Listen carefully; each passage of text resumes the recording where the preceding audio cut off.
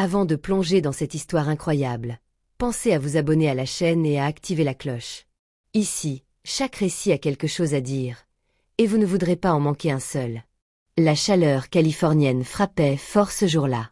Le soleil semblait suspendu en plein ciel, implacable, sans un seul nuage pour adoucir son feu. L'air vibrait d'une lourdeur presque oppressante, comme si chaque respiration exigeait un effort supplémentaire. Le thermomètre de la vieille Ford Focus affichait 38 degrés Celsius, mais l'intérieur du véhicule paraissait bien plus chaud, une véritable serre sur roue.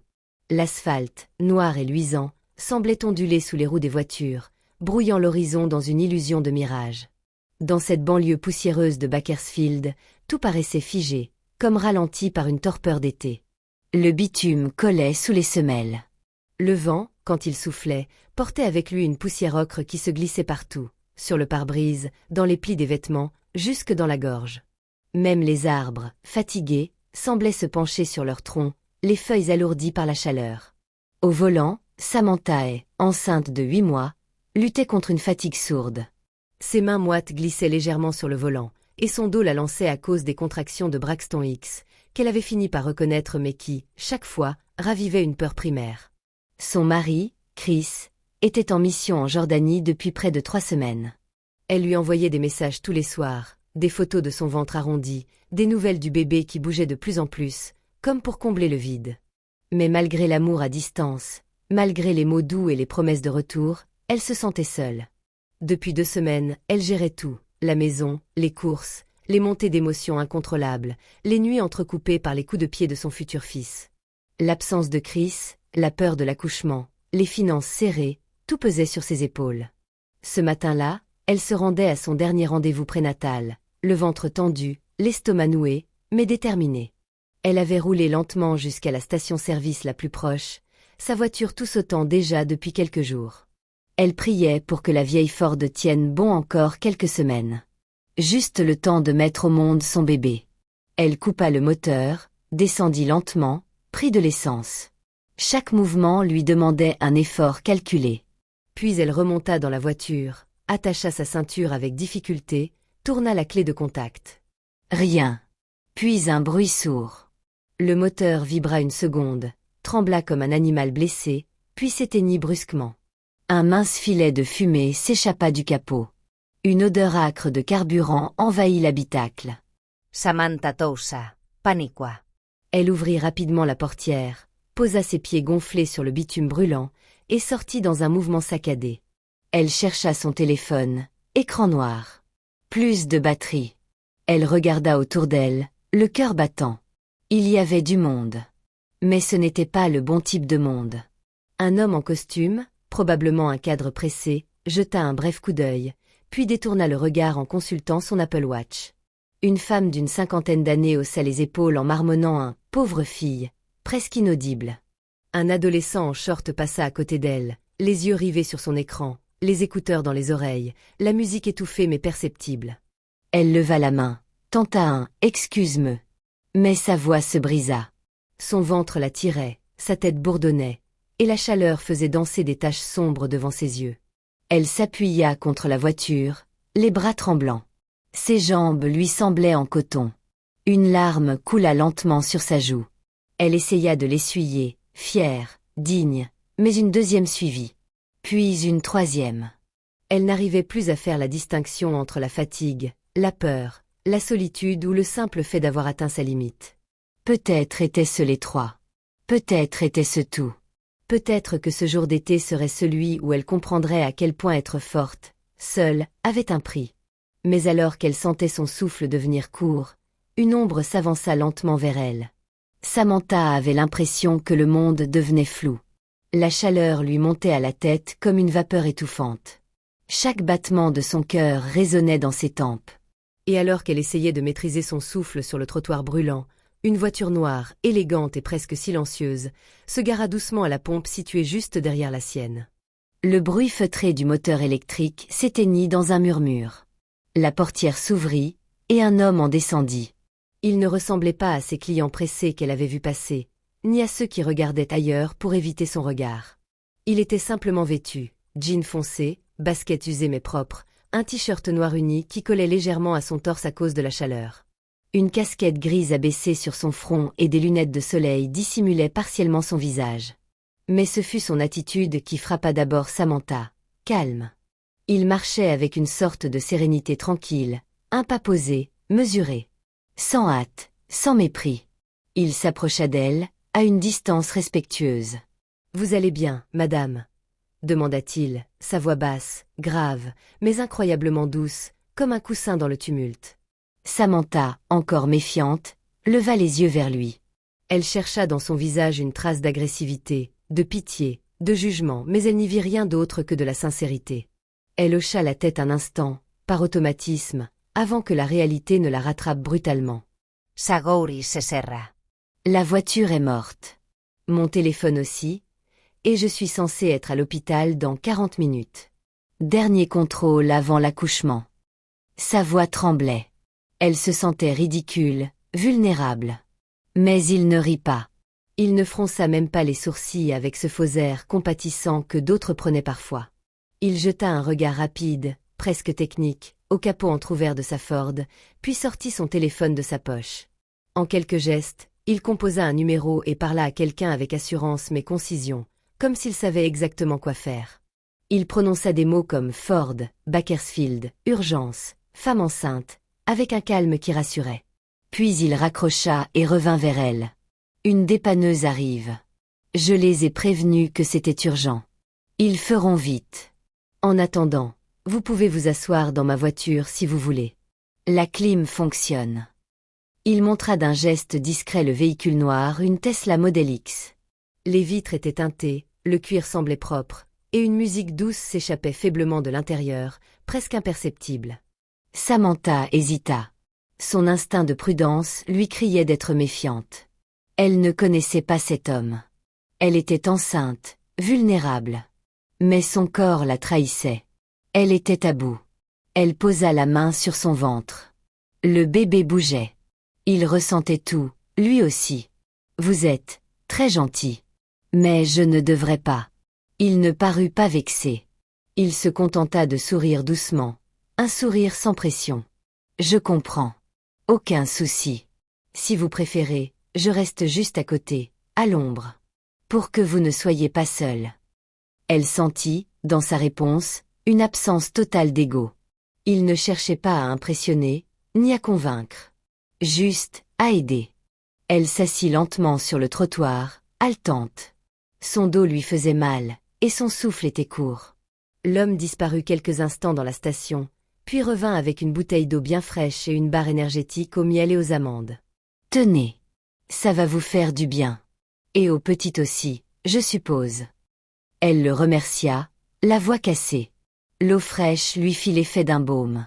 Il s'assit non loin d'elle, sur une bordure, gardant toujours une distance respectueuse. Puis, au bout de quelques minutes de silence, il demanda « Vous avez un prénom ?» Elle hésita à répondre, mais il l'avait déjà vue dans sa détresse, l'avait aidée sans rien demander. « Samantha. Samantha Hayes. » Il hocha doucement la tête. « Enchanté, Samantha. »« Moi, c'est Elon. » Elle fronça légèrement les sourcils. Un nom familier. Très familier. « Elon, comme Elon Musk ?» demanda-t-elle, presque en riant, convaincue que ce devait être une coïncidence. Il sourit, un peu gêné cette fois. Retira ses lunettes de soleil. Ses yeux étaient clairs, intelligents, presque fatigués, mais vivants. Et là, elle le reconnut. Oui, le même. La chaleur semblait s'être figée dans l'air, suspendue au-dessus de la scène improbable qui se déroulait devant la station-service. Ce coin oublié de Bakersfield, habituellement noyé dans l'anonymat, devint en quelques heures un point de convergence planétaire. Tout avait commencé par un geste discret. Une adolescente de 16 ans, Mia Thompson, attendait dans la file avec sa mère pour payer une boisson. En regardant par la vitre poussiéreuse du magasin, elle avait reconnu l'homme en noir. Elle avait d'abord cru à une illusion, un sosie, peut-être. Mais plus elle le regardait, plus son cœur s'accélérait. Ce profil, cette posture, cette façon d'écouter attentivement, c'était bien lui. Elon Musk. Furtivement, elle sortit son téléphone. Elle lança l'enregistrement en silence, sans zoom, pour ne pas attirer l'attention. Sur la vidéo, On le voit, simplement vêtu, tenant un parapluie au-dessus d'une femme enceinte, la protégeant du soleil brûlant. Aucun garde du corps. Aucun appareil photo officiel. Juste lui, assis sur un trottoir brûlant, tendant une bouteille d'eau, parlant doucement, appelant une ambulance sur son propre téléphone lorsqu'il remarqua que Samantha se tenait le ventre, les yeux brillants de douleur. Il ne paniquait pas. Il ne se donnait pas en spectacle. Il agissait. Lorsque Mia posta la vidéo sur TikTok avec la légende « Elon Musk aide une femme enceinte au milieu de nulle par écarlate cœur rouge #respect », elle ne s'attendait pas à ce qui allait suivre. En 1 heure, la vidéo atteignit 1 million de vues. En 4 heures, elle était relayée sur Twitter, Facebook, Instagram, Reddit. Des influenceurs la commentèrent. Des journalistes la partagèrent. Des célébrités retweetèrent le moment, parlant de l'humanité derrière le génie. Mais ce que la vidéo ne montrait pas, c'était l'essentiel. Quelques minutes avant l'arrivée des secours, alors que la tension dans l'air semblait se suspendre, Elon s'était assis près de Samantha, le dos contre le mur chaud de la station. Il ne parlait pas tout de suite. Il la regardait avec cette attention rare, presque douloureuse. Pas comme on regarde une étrangère, mais comme on regarde un souvenir. Puis, presque à voix basse, il lui dit « Vous savez, quand mon premier fils, Nevada, est mort à 10 semaines, j'ai compris à quel point la vie est fragile. À quel point tout peut basculer, en une nuit, sans prévenir. » Samantha tourna la tête vers lui, surprise. Il avait dit cela sans colère, sans pathos. Juste un constat nu, brut. Son visage était calme, mais ses yeux brillaient d'une fatigue ancienne, d'une tristesse maîtrisée. Alors même si j'ai 1000 choses à faire, des entreprises à gérer, des réunions, des échéances spatiales, il n'y a rien de plus important que ce moment-là. Ce que vous vivez. Ce miracle. Il posa doucement le parapluie au sol, s'essuya discrètement le front, puis ajouta. Je sais ce que c'est, d'avoir peur que la vie vous échappe. Je sais ce que c'est, de vouloir tout contrôler, et de découvrir que certaines choses, comme la naissance, ou la perte, sont plus grandes que nous. Samantha, les larmes aux yeux, tendit la main vers lui. Ce n'était pas une poignée de main formelle. C'était un geste de reconnaissance, de partage d'humanité. Il la prit sans hésiter. Merci. Je ne sais pas comment vous remercier. Il répondit sans attendre. Vous venez de créer la vie. C'est moi qui vous remercie. Vous rappelez à des gens comme moi. Pourquoi on construit tout ça? Pourquoi on veut aller sur Mars? Ce n'est pas pour fuir la Terre. C'est pour protéger ce qu'il y a de plus précieux. Ce qui se tient ici, maintenant, à vos côtés. Puis, à ce moment précis, l'ambulance arriva. Le personnel médical descendit en courant, et Elon alla à leur rencontre calmement, leur expliquant la situation avec des gestes posés. Il ne se mit jamais en avant. Il n'attira jamais l'attention sur lui. La suite se passa vite. Samantha fut prise en charge, montée dans le véhicule, rassurée. Mais avant que les portes ne se referment, elle jeta un dernier regard vers lui. Il leva la main. Un salut humble, silencieux. Dans les heures qui suivirent, les grands médias reprirent la vidéo. CNN, BBC, Le Monde, NHK, tous diffusèrent les images. Mais plus encore que le geste lui-même, c'est l'émotion sincère dans les mots qu'il avait confiés à Samantha, retranscrits plus tard dans une interview qu'elle donna à un journaliste local qui bouleversa le public. Les #ElonHuman et #MerciElon envahirent les réseaux. Certains dirent qu'il s'agissait d'un coup de communication. Mais la majorité des gens voyaient bien qu'il n'y avait ni mise en scène, ni lumière artificielle. Juste une rencontre inattendue. Une fragilité partagée.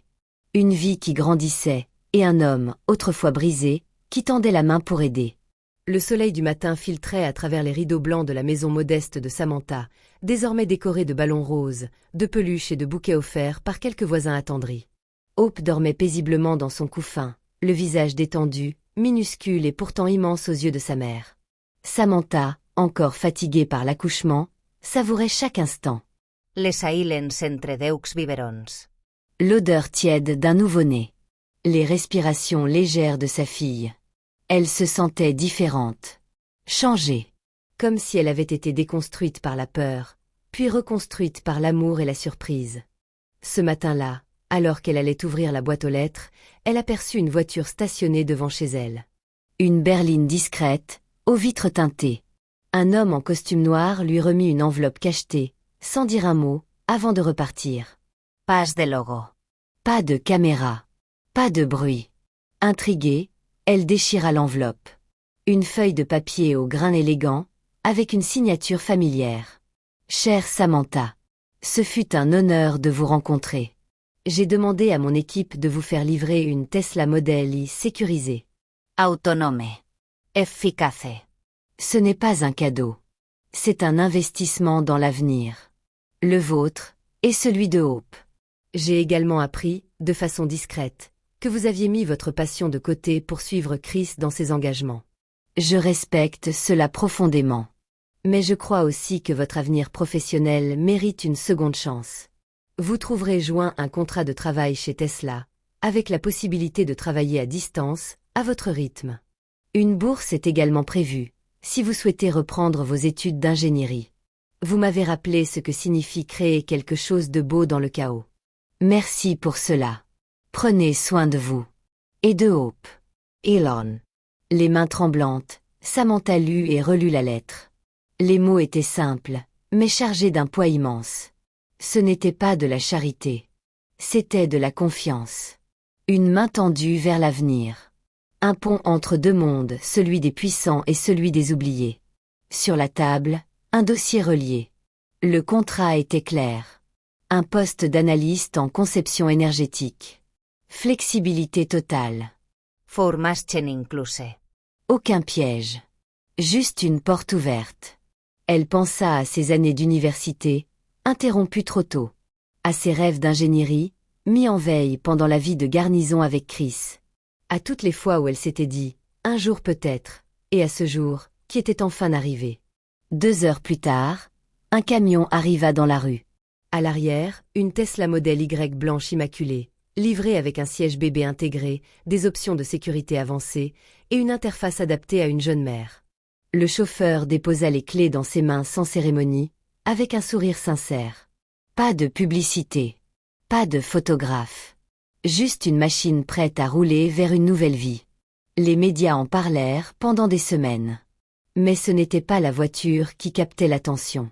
Ce n'était même pas l'offre d'emploi. C'était le ton. Le contexte. L'absence de spectacle.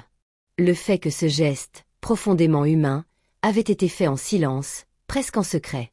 Dans une interview accordée plus tard à une chaîne locale, Samantha raconta l'histoire. Pas pour la gloire, mais pour remercier. Et une phrase, prononcée avec une simplicité désarmante, fut reprise des millions de fois sur les réseaux sociaux. Il n'a pas vu une étrangère. Il a vu une mère. Il a vu l'humain avant le reste. Des artistes la calligraphièrent. Des activistes la citèrent. Des jeunes mères la partagèrent. Et même dans les sphères les plus cyniques d'Internet, le respect dominait. Un matin comme un autre, mais plus jamais ordinaire. Quelques semaines plus tard, Samantha conduisait la Tesla sur une route paisible à l'extérieur de Bakersfield. À l'arrière, dans un siège bébé ultramoderne, dormait Hope, bercée par la douceur du moteur silencieux. Elle jeta un œil dans le rétroviseur. Elle ne voyait qu'un bébé endormi. Mais dans ce regard, elle voyait aussi un futur. Le sien. Celui de sa fille. Celui d'un monde où un instant de bonté pouvait tout changer. Ce jour où sa voiture était tombée en panne n'était pas une malchance. C'était un point de bascule. Le jour où une rencontre improbable avait transformé une vie ordinaire en un témoignage extraordinaire de dignité, de foi en l'autre et d'espoir. Un mot, un prénom, devenu soudain prophétique. Hope.